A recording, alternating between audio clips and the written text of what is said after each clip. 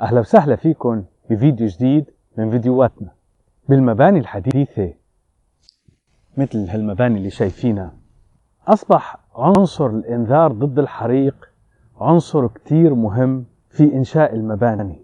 لذلك خلونا نشوف بهالفيديو كيف بدنا نعمل دارة إنذار ضد الحريق عن طريق وصلة بالراسباري ومن خلالها متابعتها عن طريق الإنترنت.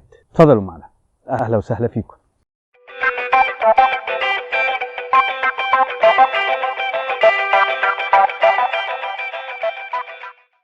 السلام عليكم ورحمة الله وبركاته. لحتى نبدأ بالموضوع تبع إنذار الحريق، إحنا رح نشوف وندرس الأشياء اللي بتهمنا نحن بس كأفراد أو مؤسسات صغيرة. اللي نحن رح نشوفه إن شاء الله اليوم بالفيديو هي عبارة عن تجربة شخصية بتمنى الإفادة منها. خلينا نشوف إحنا كيف بدنا نشتغل هذا الموضوع. بأي منظومة إطفاء حريق بيكون في حساس عنا. اللي إحنا رح نشوفه هلأ هو كيف بدنا نوصل الحساس بالراسباري، وكيف من خلال توصيل الحساس بعد ما يشتغل رح يشغل لي السرينة. طبعا السرينة أنا هون أو سرينة الإنذار اللي هو جرس الإنذار أنا مستعيد عنه بالضوء. هلأ إحنا شايفين هون قدامنا الحساس اللي أنا بدي أستخدمه. هذا الحساس موجود فيه 3 نقاط: VCC اللي هو التغذية، والGND اللي هو الجراوند اللي هو الخط الأرضي أو السالب، والDO اللي هو الديجيتال أوت اللي هو بده يطلع الحالة 1 أو 0. نتيجة الحركة أنا رح أخذ مخرج إما 0 أو 1 وأشتغل بناء عليه. عنا كمان بهذا الحساس زي ما لنا شايفين في مقاومة صغيرة متغيرة. هاي المقاومة مهمتها التحكم بحساسية الإنارة تبع شعلة النار. يعني ممكن المكان يكون واسع فشعلة النار ما بتبين بسهولة عليه، فلازم نرفع حساسية الحساس أكثر لحتى بس يشوف شعلة النار في مكان الحدث مباشرة يغير وضعيته وتشتغل السرينة. خلونا نشوف واحدة واحدة كيف بدنا نشتغل فيها. الآن بعد ما وصلنا الحساس بهذا الشكل حسب المعطيات، VCC على الأول، وبعدين الأرضي أو الجراوند أو السالب، وبعدين اللي هو DO اللي هو الخرج، وصلته على النقطة 18 بالحساس هون. هلأ بعد ما وصلناه خلينا نشوف كيف بدنا نبدأ البرمجة. البرمجة تبعنا يعني كالمعتاد انتم ما شاء الله صرتوا بالموضوع هذا قاطعين مرحلة رائعة بالنسبة للناس اللي عم تتابعني من البداية. فبرمجتنا رح تكون ان شاء الله سهلة جدا جدا في هذا الموضوع. طبعا مثل العادة رح نختار GPION، وانا على الهاردوير وصلته 18، فرح اوصله 18 واقول له دن. رح نجي ناخد من الداشبورد الليد، او انا عندي اقتراح اذا بتسمحوا لي فيه. الليد رح يكون منظره صغير بالواجهة، رح نجرب شيء تاني مختلف عن الليد. خلينا نشوفه. رح نحذف الليد ونجيب العقدة هاي نوصلها. هاي عبارة عن مؤشر استخدمناها بالتمرين السابق إذا بتتذكروا، ورح نسميها الحالة إضاءة،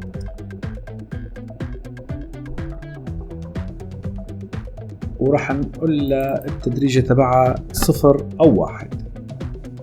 نقول لها نعم، ونعمل ديبلوي، ونروح هلأ على 190 92 160 68 70 100 نقطتين 880/UI، وبنقول له إن الراسباري لسه محتفظة بالتمارين السابقة، مع إن إحنا هون حذفناهم. لاحظوا ما في عندي غير تدفق واحد، ولكن هون إذا بتشوفوا تلاحظوا إضاءة يدوية، إضاءة أوتوماتيكية، والفلو واحد اللي هلأ عملناه. فإما بنحتفظ فيهم مثل ما أنا رح أتركهم محتفظ فيهم، أو إنه ممكن أعمل من هون على الفلو وعلى الديليت. هلا حنشوف مع بعض. بس نشغل الولاعة حيتغير عنا المؤشر هون وحيصير بالقيمة 1، وتصبح القيمة 1 افتراضية، ولما تشتغل الولاعة مرة تانية ترجع على الصفر مرة تانية. هو حيشتغل فقط على الإشارة 1. حنشوف سوا كيف. شفتوا؟ أول ما اشتغل اللهب المؤشر أصبح 1، يعني الحساس اشتغل. هلأ لما حيشتغل اللهب مرة تانية حيرجع 0. رجع 0 زي ما أننا شايفين. نطفي برجع 1 0 1. حنشوف هلأ بعد ما نوصله مع اللمبة ونشوف كيف بدها تصير القصة. الآن رح نجي ونخصص GPIO للمخرج مشان نشوف بدل السرينة كيف اللمبة رح تضوي. هاي GPIO حطيناه وبنوصله مباشرة مع GPIO الأول، وبنحدد أنا واصل عندي هلأ على الريلي مثلا 13، بنقول له أوكي. بنيجي لهون هلأ عنا الحالة 1. خلينا رح نروح نشوف هلأ كيف بدها تصير على أرض الواقع. الآن حنجرب الولاعة، حنضوي وحنشوف اللمبة كيف حتشتغل.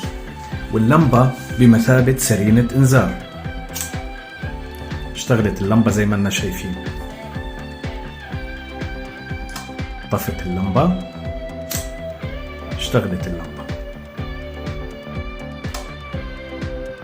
هلأ بعد ما اشتغلت اللمبة وأصبح عنا الوضع كإنذار بيشتغل بشكل سليم، خلينا لما بيشتغل الإنذار نمرق بمرحلتين. المرحلة الأولى إنه ممكن يكون الإنذار كاذب، يعني عبارة عن لهب لولاعة زي ما احنا شايفين. وبهاللحظة هاي احنا لازم نتأكد، ففي عنا فارق زمني بين ما نتأكد نحنا وبين ما نخلي الإنذار يستمر لحتى تتدخل الشركة اللي ممكن نكون متفقين معاها بشكل أوتوماتيكي على الإنذار. خلينا نشوف. رح ناخد أول شيء الإيميل، نحط الإيميل الأول إلنا، وناخد إيميل تاني للشركة اللي بدنا نكون متفقين معاها، وبالإيميل الأول رح نشبكه، وبالإيميل الثاني رح نقول له أعطينا تأخير زمني ديلاي بينه وبين الإيميل تبع الشركة قيمة التأخير 5 دقائق. ماشي، بنقول له نعم، بنقول له موافق. طبعا رح احط قيم الايميل بالايميلات هون وارجع لعب. هلا انا الحقيقة عبيت بالايميلين، عملت ايميلين، واحد شخصي وواحد يخص الشركة اللي بدها تقدم لي الدعم عند الطوارئ. وهون بدي احط الايميل هاد انه بلحظة الطوارئ بده يوصلكم ايميل من هذا الايميل، فانا عبيته هون بهذا القسم اللي بيأشر عليه السهم، وبالقسم الاولاني عبيت الايميل تبعي. طبعا زي ما قلنا الايميل تبعي في فرق بينه وبين الايميل الثاني 5 دقائق، بحيث انه اذا كان الانذار كاذب نتيجة اي خلل ما متوقع ممكن اعالج الموضوع انا قبل ما يصل الانذار على القسم تبع الشركة، لانه بس وصل هن بدهم يتصرفوا اوتوماتيك. هلا حنجرب اللهب ونشوف شو بده يصير بالايميل. اشتغلت وطفت، يعني المفروض احصل على ايميلين الان، واحد بالتشغيل وواحد بالاطفاء. خلونا نشوف هلأ مع بعض. الايميل الاولاني اللي هو بالخلفية بالباك جراوند اللي هو ras@familytech.us. هذا عليه 2 إيميلات، و2 إيميلات جايين من الراسباري بين 18 وواصلين اليوم الساعة 15:16. تحت الإيميل اللي هو ras-rec@familytech.us، هذا الإيميل اللي المفروض أنه يرسل للجهة اللي إحنا بدنا نكون متفقين معها مسبقا. وهذا طالع منه كمان إيميلين اللي هو الراسباري 18 وباليوم والساعة 15:21، يعني في فرق 5 دقائق بين البريد الأول والبريد الثاني. بهالشكل أصبح الوضع عنا مؤتمت، يعني بحالة نشوب الحريق السيناريو كالتالي: إذا كان الحريق حقيقي فأول شيء بده يبعث لك إلك أنت إعلام إنه أنت عندك مشكلة، بدك تتأكد إذا كنت مركب كاميرات إنه فعلا الحريق حقيقي. بعد 5 دقائق أوتوماتيكيا أنت ما بتضطر إنك أنت تحكي معاهم، لا للشرطة ولا للإطفاء ولا لشركة السيكيورتي إذا كانت شركة خاصة. هن لحالهم رح يصلون إيميل، والمفترض إنه يتحركوا بناء على اتفاق وعقود مسبقة بينك وبينهم. وبهالشكل نكون أنجزنا نقطة كيف ممكن نستخدم الراسباري لإنذار حريق من البداية إلى النهاية بطريقة مؤتمتة وعن طريق الإنترنت. شكرا لكم والله يعطيكم العافية. إن شاء الله يكون الفيديو عجبكم، وما تنسوا إذا واجهكم أي صعوبة بالبرمجة أو بالتنفيذ ما تنسوا تتصلوا فينا عن طريق موقعنا الإلكتروني اللي عم بظهر على الشاشة حاليا. شكرا لكم وشكرا لمتابعتكم، إلى اللقاء.